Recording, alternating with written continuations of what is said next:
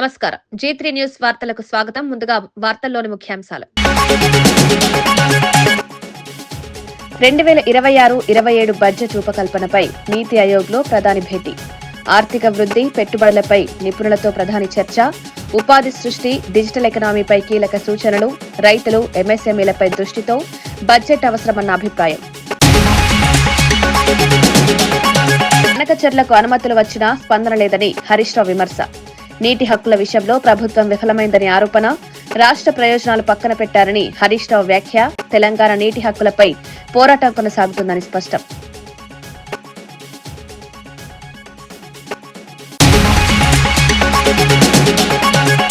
సంక్రాంతి ప్రయాణికులకు టోల్ మినహాయించాలని కేంద్రానికి లేఖ. ప్రజలపై ఆర్థిక భారం తగ్గించాలన్న మంత్రి కోమటిరెడ్డి. ట్రాఫిక్ రద్దీ నివారణకు ముందస్తు చర్యల సూచన. టోల్ మినహాయింపుతో ప్రయాణికులకు ఊరట.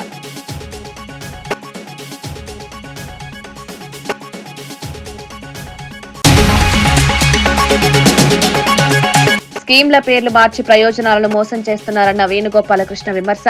సూపర్ 6 పథకాలు విఫలమయ్యాయని ఆరోపణ. పాలనలో పారదర్శకత లేదని మాజీ మంత్రి వ్యాఖ్య. ప్రజల నమ్మకాన్ని ప్రభుత్వం నిలబెట్టుకోలేకపోయిందని ఆరోపణ.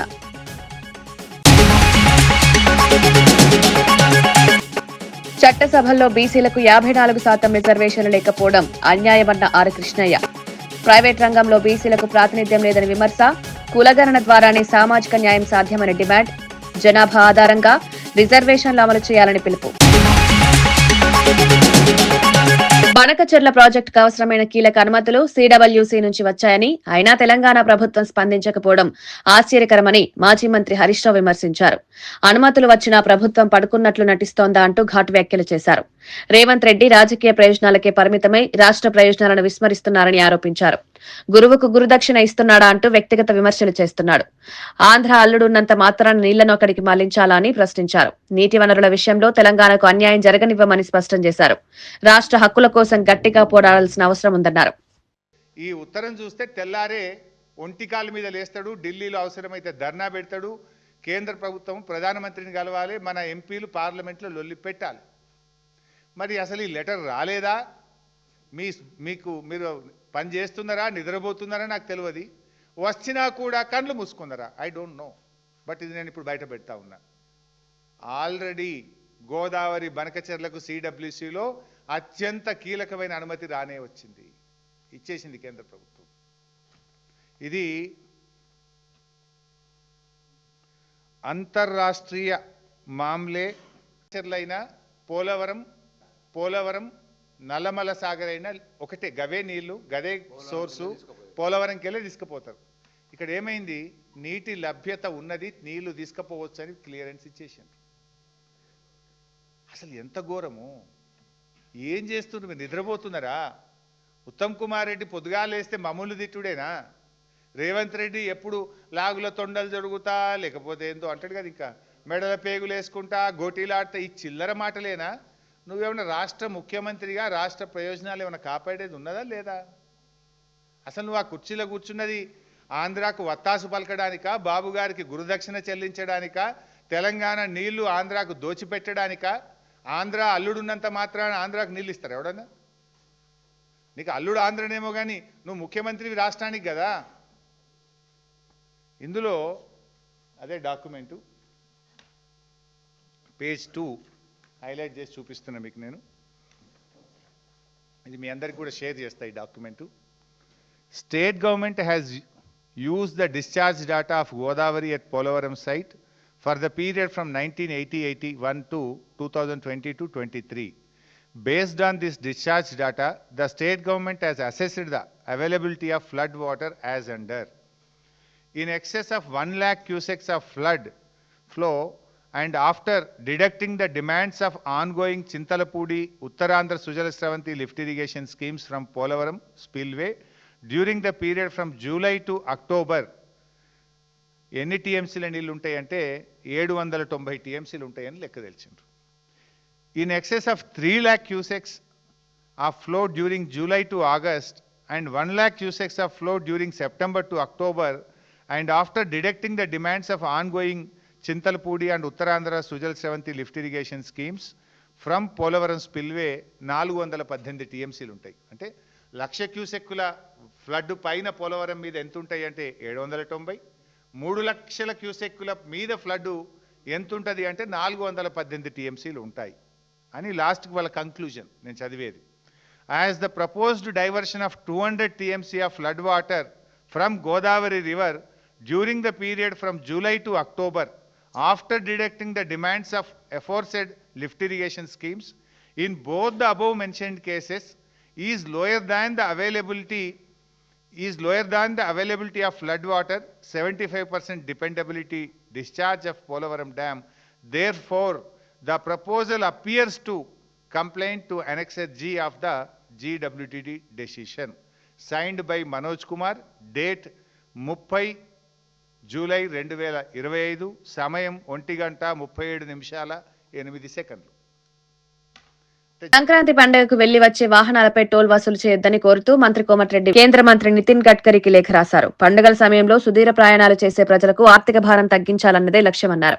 ప్రయాణికులు రోడ్డు భద్రతపై జాగ్రత్తలు పాటించాలని సూచించారు. ట్రాఫిక్ రద్దీ నివారణ, అత్యవసర సేవలు నిరంతరం అందుబాటులో ఉంచాలని అధికారులను ఆదేశించారు.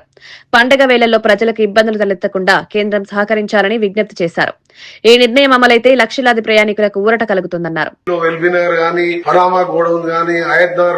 అటు అబ్దుల్లాపూర్ మెట్ తూప్రాన్ నుంచి మొదలు పెడితే విజయవాడ వరకు కంప్లీట్ గా గంటలు ఇలా లక్షల వెహికల్, దాదాపు మా లెక్క ప్రకారం 10 లక్షల వెహికల్స్ పోయినసారి 9,97,000 వెహికల్స్ హైదరాబాద్ కి private vehicles other than private buses, కార్లు, 600 ట్రైన్లు కాక పోయినట్టు లెక్కలు ఉన్నాయి. దాని అందుకని అడ్వాన్స్ గా ఈ రోజు ఉదయం 9 గంటలకు వెళ్లి రివ్యూ చేస్తూ నేషనల్ హైవే ఆర్ఓస్, మా special chief secretary Vikas Raj గారు, సూర్యాపేట, నల్గొండ, భువనగిరి, రంగారెడ్డి జిల్లా జాయింట్ కలెక్టర్ గారు రావడం జరిగింది. మిగిలిన 3 జిల్లాల కలెక్టర్లు, ఎస్పీలు, మొట్టమొదటిసారి ఈఎన్సీలు ఆర్ఎంఈకి సంబంధించి ఈ రోజు రాత్రికి వెళ్లే అన్ని ఎక్కడ కూడా ట్రాఫిక్ ఆగకుండా పోవాలి. టోల్ గేట్ల దగ్గర ఎక్కువ పెంచే విధంగా తీసుకోవాలి కౌంటర్స్. దాంతో పాటు గతంలో మనకు ఎక్కడెక్కడ యాక్సిడెంట్ స్పాట్స్ ఉన్నాయో యాక్సిడెంట్ స్పాట్ దగ్గర మొత్తం గ్రామాలకు వచ్చేది క్లోజ్ చేసుకుంటూ యూటర్న్ దూరమైన సరే యూటర్న్ కొట్టాలని, అందులో రామేజ్ ఫిలిం సిటీ దగ్గర కూడా క్రాసింగ్ దగ్గర కూడా ఇబ్బంది అవుతుంది. ఇలా కొన్ని పాయింట్లు గుర్తుకొచ్చుకుంటే సుదీర్ఘంగా 5 గంటల పాటు మొట్టమొదటిసారి 10 రోజుల ముందే ఏర్పాట్లు చేస్తున్నాం. ప్రజలందరికీ పండుగకు వెళ్లే ప్రజలందరికీ కూడా హామీ ఇస్తున్నాం. ఈసారి ఎటువంటి ఇబ్బంది లేకుండా త్వరగా క్షేమంగా మీరు కూడా స్లోగా వెళ్ళండి. అన్ని వసతులు ఏర్పాటు చేస్తున్నాం. అంబులెన్స్లు, క్రేన్స్, డాక్టర్స్ మధ్యలో, ఎందుకంటే ఎవరైనా పెద్దవాళ్ళు లేట్ అయినా కానీ. ఇంకొకటి ముఖ్యమైనది, మా ఆర్ఎన్బి స్పెషల్ చీఫ్ సెక్రటరీ గారే ట్రాన్స్పోర్ట్ సెక్రటరీ కాబట్టి ఆయన ద్వారా ట్రాన్స్పోర్ట్ కమిషనర్ ద్వారా అక్కడ నల్గొండ, చౌటుప్పల్ ఆ ఏరియాలో చాలా ఇండస్ట్రీస్ ఉన్నాయి. హెవీ వెహికల్స్ ఏది లేకుండా 8th, 9th, 10th, 11th ఈ 4 రోజులు హెవీ వెహికల్స్ అవి ఎవరు కూడా ఇండస్ట్రీ వాళ్ళు ఆ వెహికల్స్ బయటికి పంపకుండా త్వరగా చేరుకునే విధంగా అన్ని ఏర్పాటు చేయడం జరిగింది. వాళ్ళ రిటర్న్ లో వచ్చేటప్పుడు కూడా తీసుకోవాల్సిన చర్యలు గాని, ఇది ఫస్ట్ టైం ఆర్ఎన్బి డిపార్ట్మెంట్ ఎప్పుడు కూడా ఇలాంటి మీటింగ్ అన్ని ఏర్పాటు చేసి ఇంక్లూడింగ్ క్రేన్లతో సహా ఎన్ని కిలోమీటర్లకు క్రేన్ పెట్టారు. నిన్న సీఎం గారితో మాట్లాడితే గౌరవ సీఎం గారు కూడా డీజీపీ గారికి, ఇంటెలిజెన్స్ ఏడీజీ విజయ్ కుమార్ గారికి ఆదేశాలు ఇచ్చి ఉదయం డీజీ గారు కూడా వాళ్ళు కాన్ఫరెన్స్ తీసుకోవడం జరిగింది. దాంతో పాటు రేపు మళ్ళా వాళ్ళు కూడా రివ్యూ పెట్టుకుని ప్రతి 50 మీటర్లకు కానిస్టేబుల్ ఉండే విధంగా ఎక్కడ ఒక్క వెహికల్ ఆగకుండా అన్ని చర్యలు తీసుకోవడానికి ఈ రోజు పగడమని ప్రణాళికతో ముందుకు పోతున్నాం. టోల్ ఫీజు సంబంధించి ఇప్పుడే లేఖ కూడా రాస్తుంది. గడ్కరీ గారికి ఫస్ట్ మెయిల్ చేసి అవసరం ఉంటే పర్సనల్ గా వెళ్లి రేపు గడ్కరీ గారు టైం ఇస్తే రేపైనా 31st అయినా ఫస్ట్ అయినా గడ్కరీ గారిని కలిసడం జరుగుతుంది. ఇంకా మన సెకండ్ కి అసెంబ్లీ ఉంది కాబట్టి రేపు సమయం ఇస్తే రేపే పోతాను. ఎల్లుండి సమయం ఇచ్చిన ఎల్లుండి గడ్కరీ గారిని కలిసి ఎగ్జామ్షన్ ఇవ్వాలని. ఎందుకంటే ప్రతి టోల్ దగ్గర అందరికి ఈ ఫ్లాష్ ట్యాగ్ లేక టోల్ దగ్గరనే 20 కిలోమీటర్ లైన్ ఆగుతుంది. 3 టోల్ గేట్స్ ఉన్నాయి. దానికోసం కూడా నాకు పూర్తి నమ్మకం ఉంది. గడ్కరీ గారు నా లేఖతో స్పందించి ఆ టోల్ కూడా దాన్ని ఎగ్జామ్షన్ చేస్తారని. అవసరమైతే మేము నామినల్ గా మా ఆర్ఎన్బి డిపార్ట్మెంట్ ద్వారా నామినల్ గా పే చేసాం. రెగ్యులర్ గా వాళ్ళకు పోయినసారి ఎంత ఆదాయం వచ్చో అంత ఇయ్యలేము. నామినల్ గా పే చేసామని చెప్పి కూడా క్లాస్ పెడతాం. తప్పకుండా ఈసారి ఒకటే మా ప్లాన్ ఏంటంటే లాస్ట్ టైం రిపీట్ కాకుండా నేను ముఖ్యమంత్రి గారు ఆలోచించుకొని నిన్న డీజీపీ గారితో మాట్లాడి ఇవాళ 5 గంటలు రివ్యూ పెట్టుకుని వనస్థలిపురం, ఆయత్నార్ గాని. తెలంగాణలో ఇటీవల జరిగిన పంచాయతీ ఎన్నికల్లో దాదాపు 11% ముదిరాజులు సర్పంచులుగా గెలిచినట్లు మంత్రి వాకిటి శ్రీహరి వెల్లడించారు. గ్రామ స్థాయిలో ముదిరాజులకు ప్రజల మద్దతు పెరుగుతుందని అనడానికి ఇది నిదర్శనమన్నారు. అయితే చట్టసభల్లో సరైన ప్రాతినిధ్యం లేకపోవడం వల్లే ముదిరాజులు వెనకబడుతున్నారని ఆవేదన వ్యక్తం చేశారు. రాజకీయంగా బలపడితేనే సామాజిక ఆర్థిక అభివృద్ధి సాధ్యమన్నారు. స్థానిక సంస్థల నుంచి అసెంబ్లీ, పార్లమెంట్ వరకు ప్రాతినిధ్యం పెరగాల్సిన అవసరం ఉందన్నారు. ముదిరాజుల అభివృద్ధికి ప్రభుత్వం అవసరమైన చర్యలు తీసుకుంటుందని హామీ ఇచ్చారు. ఆలోచనతో ఆ సంకల్పంతో ఈరోజు కులగణన చేస్తే డాటాకి ఎంపైరికల్ డాటా ద్వారా ముదిరాజులమే ఎక్కువ ఉన్నామని సంఖ్య కూడా మనకు తెలిసిపోయింది. సంఖ్య కౌంటింగ్ లో తెలుస్తా ఉంది, సంఖ్య జనాభాలో తెలుస్తా ఉంది, సంఖ్య సర్పంచుల గెలుపులో తెలుస్తా ఉంది, సంఖ్య ఉప సర్పంచుల గెలుపులో కూడా అధికారికంగా ముదిరాజులే గెలిచడం, కౌన్సిలర్లను కూడా అధికారికంగా ముదిరాజులమే గెలిచడం. కానీ బాధ అంతా ఎక్కడ వస్తుందంటే ఇంత పెద్ద ప్రామాణికమైనటువంటి సంఖ్య అసెంబ్లీలో లేదు, పార్లమెంట్ లో లేదు, మిగతా అధికారం వచ్చే కార్యక్రమాల్లో లేదు. దానికి కావాల్సిన ఆలోచన ఏంటి? ఆ ప్రణాళిక ఎక్కడుంది? ఎట్లా మనం బయటపడాలి? ఒకరికి ఒకరు తోడైతే, ఒకరికి 10 మంది తోడైతే మనం ఆలోచన విధానాన్ని బయటికి ఎట్లా తీసుకురావాలి? దాదాపు ఎన్నో శతాబ్దాల నుంచి ఆలోచన ఉన్నటువంటి బీసీ డీబైకి ఏకు రాకపోవడానికి కారణం ఏంది? ఎందుకంటే చట్టసభల్లో మనం లేవు కాబట్టి ఈ రోజు మనం వెనుకబడిపోతున్నాం అన్నమాట మర్చిపోద్దని తెలియజేస్తా ఉన్నాం. స్వాతంత్ర్యం వచ్చి ఇన్నేళ్లు గడిచినా చట్టసభల్లో బీసీలకు 54% రిజర్వేషన్లు కల్పించకపోవడం తీవ్రమైన అన్యాయమని బీసీ నేత ఆర్ కృష్ణయ్య అన్నారు. మోడీ పాలనలో దేశం అభివృద్ధి చెందుతున్నా ప్రైవేట్ రంగం, కోర్టులు, విద్యా వ్యవస్థలో ఎస్సీ, ఎస్టీ, బీసీలకు సరైన ప్రాతినిధ్యం దక్కడం లేదని విమర్శించారు. కులగణన ద్వారానే దేశంలో నిజమైన మార్పు వస్తుందని, లోపభూయిష్టంగా ఉన్న తెలంగాణ బీసీ సర్వేని సరిదిద్దాలని సూచించారు. సామాజిక న్యాయం అమలు కావాలంటే జనాభా ఆధారంగా రిజర్వేషన్లు కల్పించాలన్నారు. రాజకీయ సంకల్పం లేకపోతే బీసీల సమస్యలు పరిష్కారం కావని, అన్ని పార్టీలు ఈ అంశాన్ని గంభీరంగా పరిగణించాలన్నారు. ప్రపంచంలోనే బహుజన హితాయ బహుజన సుఖాయ సర్వే జన సుఖినో భవంతని నిర్దించిన వేదభూమి ఇది. ఈ భూమి లోపల, ధర్మభూమి లోపల ఇప్పటికీ సగం జనాభా పేదరికం కింద, అమాయకత్వం కింద నలిగిపోతున్నారు, అణచివేయబడుతున్నారు. సామాజికంగా, ఆర్థికంగా ఈ కులాలను కులం పేరు మీద తొక్కివేయబడ్డారు. ఇట్లాంటి స్థితి నుంచి విముక్తి జరగాలంటే నేటి ప్రధాని నరేంద్ర మోడీ బలమైన ప్రధాని. ఆయన హయాంలో అనేకమైన విప్లవాత్మకమైనటువంటి మార్పులు జరుగుతున్నాయి దేశంలో. ఈ దేశంలో గతంలో జరిగిన ఏ మార్పు కూడా ఇంత పకడ్బందీగా జరగలేదు. ప్రపంచం కూడా భారతదేశం వైపు తొంగి చూస్తున్నాడు. ఏంటిది? భారతదేశం ఒక అగ్రదేశంగా తయారవుతుందని. ఒకప్పుడు మన భారతదేశం బీద దేశాల సరసన ఉండే. ఈరోజు ఇప్పుడు ఎన్నో ర్యాంక్ వచ్చింది? 4వ ర్యాంక్ వచ్చింది. First America, 2 China, Japan, Germany, తర్వాత భారతదేశం. అంటే వరుసగా ఒకప్పుడు ఎక్కడో 150, 130 ర్యాంక్ ఉన్న భారతదేశము ఈరోజు 4వ ర్యాంకుకి వచ్చింది. ఇది ఇంకా తొందర లోపల 3వ ర్యాంక్ పోతుంది. 20 ఏళ్ళ తర్వాత నంబర్ 1 ర్యాంక్ రావాలని ప్రధాని మోడీ గారి ఆశయం. ఆ దిశగా అడుగులు వేస్తున్నారు. ఈరోజు భారతదేశ కీర్తి ప్రతిష్టలు ప్రపంచంలో వెలిసిపోతున్నాయి. ఇట్లాంటి పరిస్థితుల్లో ఈ దేశంలో పేదవారు, ఆ సామాజిక సమానతలు, ఆర్థిక సమానతలు, ఇంకా ఇవన్నీ దీనజనాలు ఉండడం భావ్యం కాదు. అందుకే ఈ సమాజంలో మార్పు రావాలి, సంస్కరణలు రావాలనేటువంటి దిశగా మనం చాలా రోజులుగా తెలంగాణ లోపల బీసీల అభివృద్ధి కోసం అనేకమైనటువంటి కార్యక్రమాలు చేపట్టడం జరిగింది. మొట్టమొదట వీళ్ళు చదువుకోవాలి. చదువు ద్వారానే పేద కులాల యొక్క గౌరవం పెరుగుతుంది, అభివృద్ధి జరుగుతుంది. ఈ కులాల యొక్క సమాజం లోపల ఉన్నత స్థితికి చేరుకుంటారు. విద్య ద్వారానే సమాజంలో మార్పు వస్తుందనే ఆశయంతో 40 ఏళ్ళకుండా హాస్టల్ సీట్ వస్తే చదవని పరిస్థితి, ఫీజులు కట్టలేక, స్కాలర్షిప్ రాక, చదువుకోలేక నానా ఇబ్బందులు పడ్డటువంటి ఈ బీసీలకు హాస్టళ్ళు పెట్టాలి, గురుకులాలు పెట్టాలి, స్కాలర్షిప్ను మంజూరు చేయాలి, ఫీజులు మాఫీ చేయాలని అనేక పోరాటాలు చేసి దేశంలో ఎక్కడ లేని విధంగా ఇక్కడ స్కీమ్ని పెట్టియడం మూలంగా ఈరోజు చాలా పెద్ద ఎత్తున ప్రతి ఇంటిలో డిగ్రీ పీజీ చదివే ప్రకారం ఉన్నాడంటే ఈ 2 తెలుగు రాష్ట్రాలే. పక్కకే కర్ణాటక ఉంది, ఈ పక్కన తమిళనాడు ఉంది. అక్కడ మీరు పోయి చూడండి, బీసీలకు ఎలాంటి స్కీములు లేవు, ఎలాంటి అభివృద్ధి లేదు. ఇక్కడ మాత్రం చాలా అభివృద్ధి మనం తీసుకొచ్చాం, చేస్తున్నాము. అందుకే ఈ మధ్యకాలం లోపల బీసీలందరూ కూడా మొట్టమొదట ఇది దేశం ప్రజాస్వామ్య దేశం. ఈ దేశం లోపల ప్రజాస్వామ్యం లోపల అన్ని కులాలకు, అన్ని సామాజిక వర్గాలకు వారి వారి జనాభా ప్రకారము రాజకీయ వాటా ఉండాలి. కానీ 76 ఏళ్ళు అయితే వాటా ఇవ్వలేదు. అందుకే వాటా రావాలంటే ఈ ప్రజాస్వామ్యం పేరుకే డబ్బున్నోడే ఎమ్మెల్యే అవుతున్నాడు, డబ్బున్నోడే ఎంపీ అవుతున్నాడు, డబ్బున్నోడే రాజు అవుతున్నాడు. అందుకే డబ్బు లేనటువంటి బీసీలు రాజకీయంగా రారు. వీళ్లకు రాజకీయ రిజర్వేషన్లు పెట్టాలని చెప్పి అందుకోసం పార్లమెంటు బీసీ బిల్లు పెట్టి చట్టసభలో బీసీలకు 50% రిజర్వేషన్లు పెట్టాలని డిమాండ్ చేస్తున్నాం. ఈ డిమాండ్ను ఈరోజు పీక్ స్థాయికి వచ్చింది.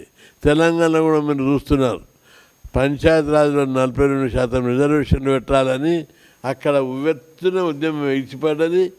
పెద్ద ఎత్తున ఉద్యమాలు జరిగి 130 సంఘాలతోటి బీసీ జాకి ఏర్పాటు చేసి తెలంగాణ బంద్కు పిలిపిస్తే పిట్ట పీచమని లేదు, కాకి కావమని లేదు. అంత పెద్ద ఎత్తున అక్కడ బంద్ జరిగింది. అదేవిధంగా దేశం లోపల ఏదన్నా మేలు జరగాలంటే అది మోడీ ద్వారా మాత్రమే సాధ్యం. సమాజంలో మార్పుకు ఈ సమాజం అంతా అసమానతలు మాపడానికి, సామాజిక అసమానతలు, ఆర్థిక వ్యత్యాసాలు, అసమానతలు రూపుమాపాలంటే బలమైన ప్రధాని అయితే తప్ప సాధ్యం కాదు. లేకపోతే సమాజంలో పాతుకుపోయినటువంటి అనుభవించినటువంటి వర్గాలు. ఇటీవల ఎన్నికల్లో గెలిచిన సర్పంచ్లు ప్రజల నమ్మకాన్ని నిలబెట్టుకుంటూ పనిచేయాలని ఎంపీ ఈటెల రాజేందర్ సూచించారు. ప్రజలు ఇచ్చిన అవకాశాన్ని సద్వినియోగం చేసుకోవాలని, గ్రామాభివృద్ధి లక్ష్యంగా ముందుకు వెళ్లాలని హితవు పలికారు. అధికార పదవి అనేది సేవ చేయడానికి వచ్చిన బాధ్యతగా భావించాలన్నారు.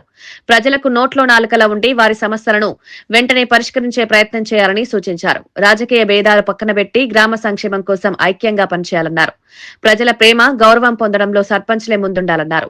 గ్రామాల్లో మౌలిక వసతులు, పారిశుద్ధ్యం, తాగునీరు, విద్య, ఆరోగ్యం వంటి అంశాలపై ప్రత్యేక దృష్టి పెట్టాలన్నారు. ప్రజల విశ్వాసమే నాయకుడి అసలైన బలమని ఈటెల ఉదయం 4 గంటలకు దొరకటోళ్ళు ఎవరు, మధ్యాహ్నం పూట దొరకటోళ్ళు ఎవరు, సాయంత్రం పూట దొరకని చెప్పి నా వార్డు మెంబరు, నా సర్పంచ్ ఒక్కొక్క రోజు ఒక్కొక్క ఇంటికి తప్పకుండా పోయి 10-15 రోజుల పాటు కష్టపడి మీరు గెలిచొచ్చిండ్రు. మీరందరూ కూడా చల్లగా వర్ధిల్లాలని, ప్రజల ప్రేమను పొందడంలో తప్పకుండా ముందు బాగా నిలుస్తారని చెప్పి నేను భావిస్తా ఉన్నాను. ఒకవేళ కనుక ఇంకా ఈ డబ్బుల మాయ కనుక లేకపోయి ఉంటే ఇంకా ఇంతమంది సర్పంచ్ గెలిచి వచ్చే ఆస్కారం ఉండే. మీ అందరికీ నేను చేసే ఒక విజ్ఞప్తి ఏంటంటే, అవకాశం అందరికి రాదు, వచ్చిన అవకాశాన్ని జారవిడుచుకోవద్దు. ఇగో పలాని మా సారణకు సర్పంచ్ చేస్తే గొప్పగా పనిచేసిండు అనేటువంటి పద్ధతి మాత్రం తప్పకుండా రావాలి. మీరందరూ ఏ విధంగానైతే ఇంటింటికి పోయి వాళ్ళ ఆశీర్వాదం పొందిండ్రో, వాళ్ళు ఓట్లను అడిగినరో, వాళ్ళకు సమస్యల పరిస్థితి అని చెప్పిండ్రో, మీరందరూ కూడా నోట్ల నాలుకలాగా ఉండి మీ ప్రజలు ఏ విశ్వాసాన్ని, ఏ నమ్మకాన్ని అయితే మీద పెట్టిండ్రో ఆ విశ్వాసాన్ని తూచా తప్పకుండా అమలు చేస్తారని చెప్పి మీకు ఆశిస్తున్నా. రాబోయే 2026-27 కేంద్ర బడ్జెట్ రూపకల్పనపై ప్రధాని మోదీ నీతి ఆయోగ్లో ప్రముఖ ఆర్థికవేత్తలతో కీలక సమావేశం నిర్వహించారు. ఈ భేటీలో దేశ ఆర్థికాభివృద్ధిని వేగవంతం చేయడం, పెట్టుబడుల ఆకర్షణ, ఉపాధి సృష్టి వంటి అంశాలపై విస్తృతంగా చర్చించారు. ఆర్థిక మంత్రి నిర్మలా సీతారామన్తో పాటు ఉన్నతాధికారులు సమావేశానికి హాజరయ్యారు.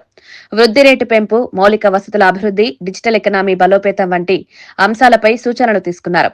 రైతులు, ఎంఎస్ఎంఈలు, యువతపై దృష్టి సారించి బడ్జెట్ అవసరమని నిపుణులు సూచించారు. దీర్ఘకాలిక ప్రణాళిక ఆర్థిక స్థిరత్వం సాధించేలా వ్యయ ప్రాధాన్యతలు నిర్ణయించాలని సమావేశంలో అభిప్రాయపడ్డారు. 2026లో జరగనున్న పశ్చిమ బెంగాల్ ఎన్నికల్లో 3/2 మెజారిటీతో బీజేపీ అధికారంలోకి వస్తుందని కేంద్ర హోంమంత్రి అమిత్ షా ధీమా వ్యక్తం చేశారు. కోల్కతాలో నిర్వహించిన మీడియా సమావేశంలో ఆయన మాట్లాడారు. తృణమూల్ కాంగ్రెస్ ఎన్నికల లబ్ది కోసం చొరబాటుదారులను ప్రోత్సహిస్తోందని ఆరోపించారు. బీజేపీ ప్రభుత్వం అధికారంలోకి రాగానే బెంగాల్ నుంచి చొరబాటుదారులను బహిష్కరిస్తామన్నారు. మమతా బెనర్జీ ప్రభుత్వం భూమి ఇవ్వకపోవడం వల్లే భారత్ బంగ్లాదేశ్ సరిహద్దుల్లో ఫెన్సింగ్ పూర్తి కాలేదన్నారు. బెదిరింపు హింసాత్మక రాజకీయాల్లో టీఎంసీ లెఫ్ట్ పార్టీలను మించిపోయిందని విమర్శించారు. బెంగాల్ ప్రజలు మార్పు కోరుకుంటున్నారని అమిత్ షా అన్నారు.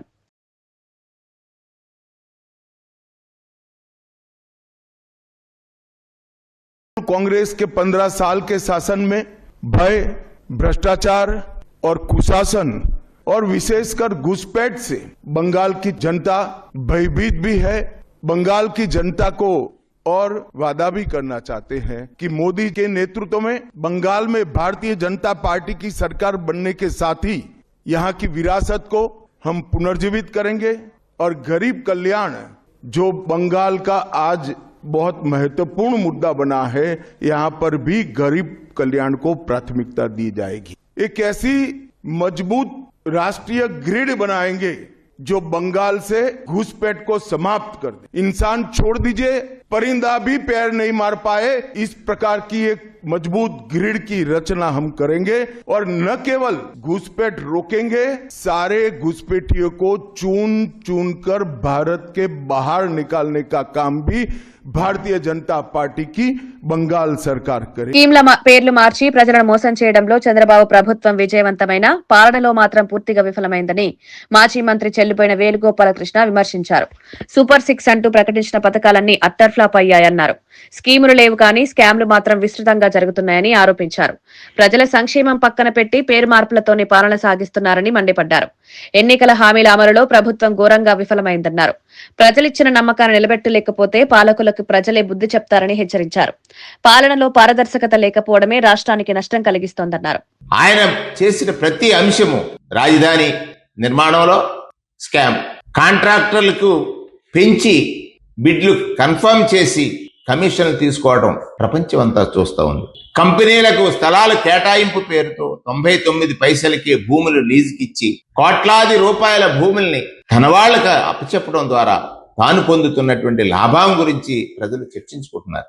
ఈ రాష్ట్రంలో నూతనంగా ఒక పెన్షన్ పొందలేని పేదవాడు మీ పాలనలో మంచి జరుగుతుందని ఆశించి ఓటు వేసి కుమిలిపోతున్నాడు, కుప్పకూలిపోతున్నాడు. భూములిచ్చిన రైతు ప్రాణాలు వదిలాడే. దానికంటే ఉదాహరణ ఏముంది?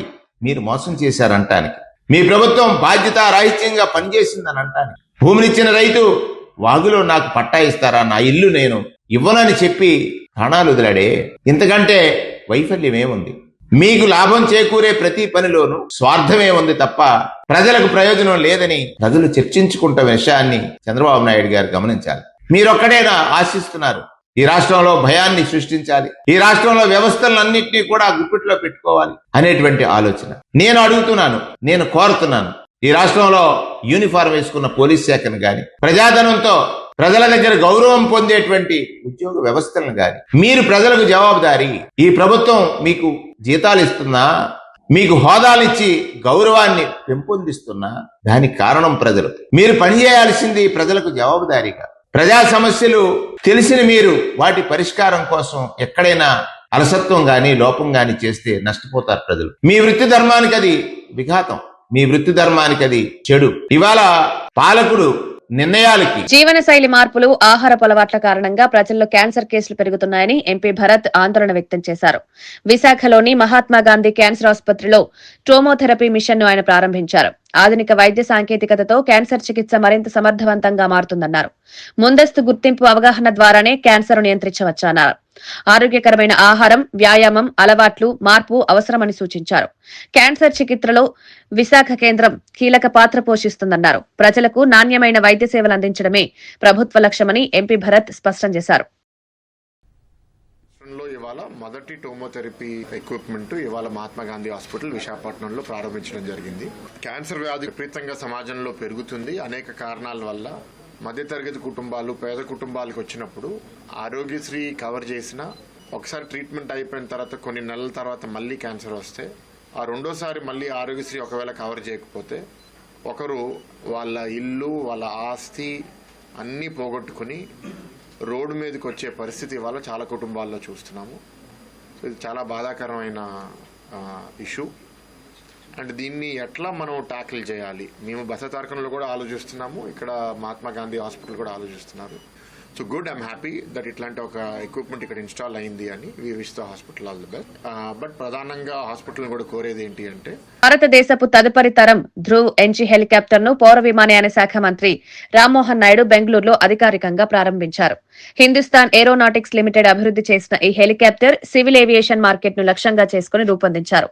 ప్రస్తుతం వినియోగంలో ఉన్న ధ్రువ్ హెలికాప్టర్ తో పోలిస్తే ఇది మెరుగైన ఇంజిన్ సామర్థ్యం, భద్రతా ప్రమాణాలు, అధునాతన ఆవియోనిక్స్ వ్యవస్థలతో రూపొందినట్లు అధికారులు తెలిపారు. ప్రారంభోత్సవానంతరం హెలికాప్టర్లోని సాంకేతిక అంశాలను మంత్రి సమీక్షించారు. దేశీయంగా తయారైన విమానయాన పరికరాలను ప్రోత్సహించడమే ప్రభుత్వ లక్ష్యమని రామ్మోహన్ నాయుడు తెలిపారు. ఈ హెలికాప్టర్ ద్వారా air ambulance, cargo, tourism, service రంగాల్లో కొత్త అవకాశాలు ఏర్పడతాయని పేర్కొన్నారు. మేక్ ఇన్ ఇండియా కార్యక్రమానికి ఇది మరో మైలురాయిగా నిలుస్తుందన్నారు.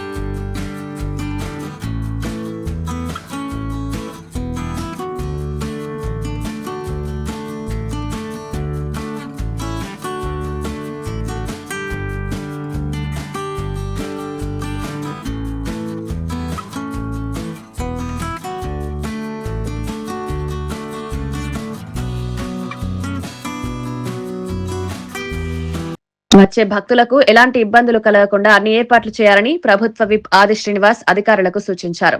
జిల్లా కలెక్టర్ అధ్యక్షతన జరిగిన సమన్వయ సమావేశంలో ఆయన పాల్గొని వివిధ శాఖల ప్రణాళికలను సమీక్షించారు. భక్తులకు తాగునీరు, పెండాల్స్, పరిశుద్ధం, పార్కింగ్ సదుపాయాలు సమర్థంగా కల్పించాలని ఆదేశించారు. ఆలయ ఆవరణలో రావి చెట్టు వద్ద రథంపై దర్శనం ఏర్పాటు చేస్తామన్నారు. శాంతి భద్రతలు, ట్రాఫిక్ నియంత్రణపై ప్రత్యేక దృష్టి పెట్టాలని సూచించారు. మహాశివరాత్రి జాతరను ఘనంగా నిర్వహించేందుకు ప్రభుత్వం అన్ని విధాలుగా కృషి చేస్తోందని స్పష్టం చేశారు. భక్తుల సౌకర్యమే ప్రధాన లక్ష్యమని పేర్కొన్నారు. వచ్చేటువంటి భక్తులకు, సుదూర ప్రాంతం నుంచి వచ్చేటువంటి ప్రయాణికులకు ఆర్టీసీకి సంబంధించినటువంటి బస్సుల ద్వారా సుమారు 600 పైచిలుకు బస్సులను వివిధ జోన్ల ద్వారా అటువైపు నిజామాబాద్ నుంచి, ఇటువైపు కామారెడ్డి నుంచి, ఇటువైపు వరంగల్ నుంచి, కరీంనగర్ వైపు నుంచి, జైత్యాల నుంచి వచ్చేటువంటి సెక్టార్ల ద్వారా వచ్చేటువంటి ఘనంగా జరపాలని చెప్పని ఈ రోజు ఈ మహాశివరాత్రి ముందస్తు సమావేశం ద్వారా ఒక నిర్ణయం తీసుకోవడం జరిగింది. వార్తలు ముగించే ముందు ముఖ్యాంశాలు మరోసారి. 2026-27 బడ్జెట్ రూపకల్పనపై నీతి ఆయోగ్లో ప్రధాని భేటీ. ఆర్థిక వృద్ధి, పెట్టుబడులపై నిపుణులతో ప్రధాని చర్చ. ఉపాధి సృష్టి, డిజిటల్ ఎకనామీపై కీలక సూచనలు. రైతులు, ఎంఎస్ఎంఈలపై దృష్టితో బడ్జెట్ అవసరమన్న అభిప్రాయం. బనకచెర్లకు అనుమతులు వచ్చినా స్పందన లేదని హరీష్ రావు విమర్శ. నీటి హక్కుల విషయంలో ప్రభుత్వం విఫలమైందని ఆరోపణ. రాష్ట్ర ప్రయోజనాలు పక్కన పెట్టారని హరీష్ రావు వ్యాఖ్య. తెలంగాణ నీటి హక్కులపై పోరాటం కొనసాగుతుందని స్పష్టం.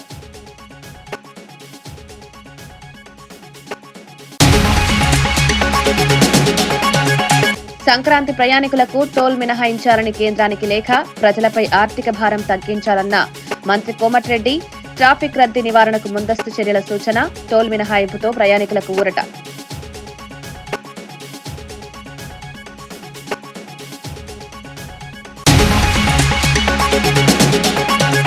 స్కీమ్ల పేర్లు మార్చి ప్రయోజనాలను మోసం చేస్తున్నారన్న వేణుగోపాలకృష్ణ విమర్శ. సూపర్ 6 పథకాలు విఫలమయ్యాయని ఆరోపణ. పాలనలో పారదర్శకత లేదని మాజీ మంత్రి వ్యాఖ్య. ప్రజల నమ్మకాన్ని ప్రభుత్వం నిలబెట్టుకోలేకపోయిందని ఆరోపణ.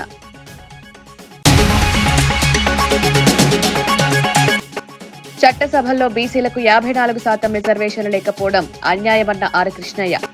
ప్రైవేట్ రంగంలో బీసీలకు ప్రాతినిధ్యం లేదని విమర్శ. కులగణన ద్వారానే సామాజిక న్యాయం సాధ్యమని డిమాండ్. జనాభా ఆధారంగా రిజర్వేషన్లు అమలు చేయాలని పిలుపు.